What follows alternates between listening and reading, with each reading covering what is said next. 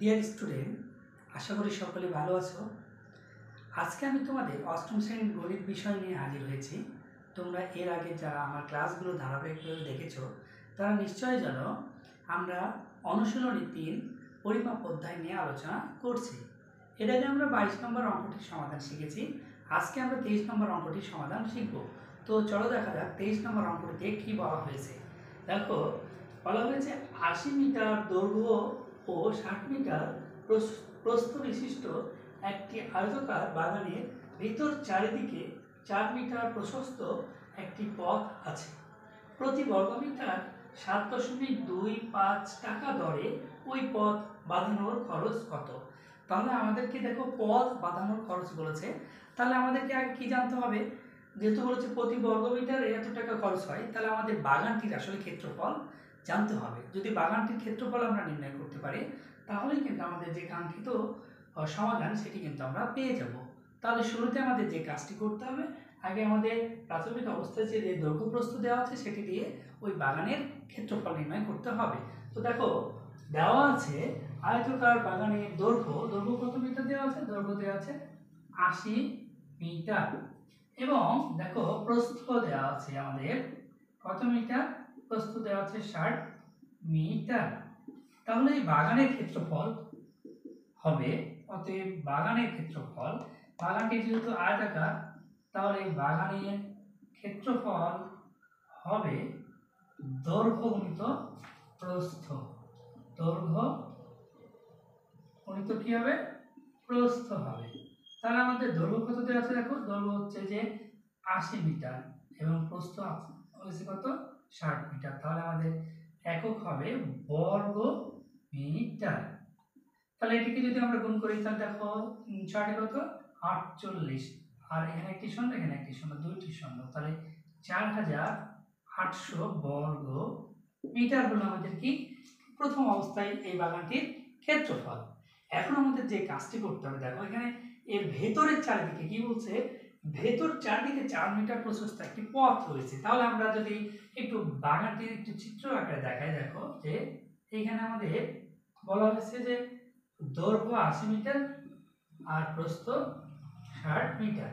এর ভেতরের চারিদিকে পথ আছে। তাহলে ভেতরের চারিদিকে আমরা চারিদিকে ৪ মিটার করে আমরা পথ দিয়ে দিলাম। তাহলে এই ক্ষেত্রে দেখো, যদি আমরা পথ বাদ দিই তাহলে দৈর্ঘ্য কত হবে এবং প্রস্থ কত হবে? তাহলে এই দিকে দেখো ৪ মিটার, এদিকে ৪ মিটার। তাহলে আমাদের যদি এই ৪ মিটার এই ৪ মিটার বাদ দিয়ে দিই, অর্থাৎ পথের দৈর্ঘ্যটা বাদ দিই, তাহলে আমাদের দৈর্ঘ্য কত হবে? আবার প্রস্থতেও কি হবে? এইদিকে ৪ এবং এইদিকে আমাদের কি করতে হবে? ৪ বাদ দিতে হবে। তাহলে পথ বাদে আমরা কি পাবো? প্রস্থ পাবো। তাহলে পথ বাদ দিয়ে আমাদের যে ক্ষেত্রফল বাগানের হবে সেটি নির্ণয় করতে পারবো। তাহলে এখন আমরা বলবো যে পথ বাদে দৈর্ঘ্য, পথ বাদে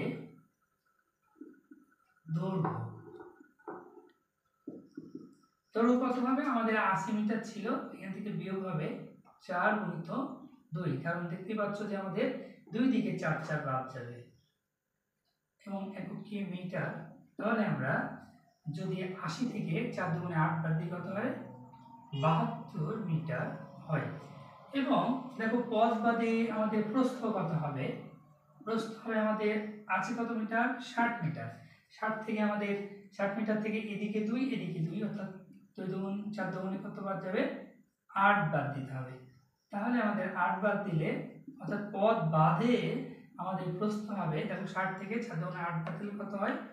৫২ মিটার হয়। এখন আমাদের কি করতে হবে? যে কাজটা করতে হবে, পথ বাদ দিয়ে বাগানের ক্ষেত্রফল। তো পথ বাদে বাগানের ক্ষেত্রফল। তো আয়তাকার যেহেতু বাগান, তাহলে তার ক্ষেত্রফল কি হবে? দৈর্ঘ্য গুণিত প্রস্থ। তাহলে আমাদের দৈর্ঘ্য কত? ৭২ এবং প্রস্থ কত? দেখো প্রস্থ হচ্ছে ৫২ মিটার। তাহলে এটি গুণ করলে আমাদের কি হবে? বর্গ মিটার। তাহলে ৭২ আর ৫২ যদি গুণ করি তাহলে আমাদের হবে কত? দেখো হবে ৩৭৪৪ বর্গ মিটার। তাহলে এটি হলো কি? দেখো এটি হচ্ছে আমাদের পথ সহ বাগানের পুরো বাগানের ক্ষেত্রফল। আর এটি হচ্ছে আমাদের কি পথ বাদে বাগানের ক্ষেত্রফল। তাহলে আমরা এখন পথের ক্ষেত্রফল বের করবো। তাহলে পথের ক্ষেত্রফল বের করতে হলে কি করতে হবে দেখো, এই যে আমাদের বাগান যে ক্ষেত্রফল আছে সেখান থেকে আমরা পথ বাদে যে ক্ষেত্রফল সেটা বিয়োগ করব, তাহলে কি পাবো, আমরা পথের ক্ষেত্রফল পাবো। তাহলে এখন আমরা পথের ক্ষেত্রফলটা নির্ণয় করব।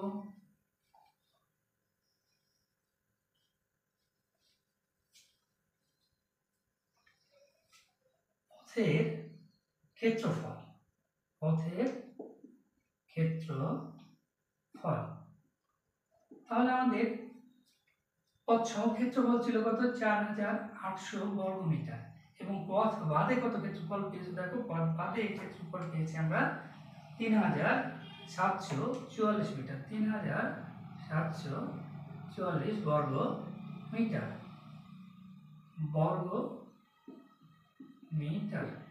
তাহলে এখন এটা যদি 4800 থেকে আমরা 3744 বাদ দিই, তাহলে আমাদের বিয়োগফল হয় 1056 বর্গ মিটার।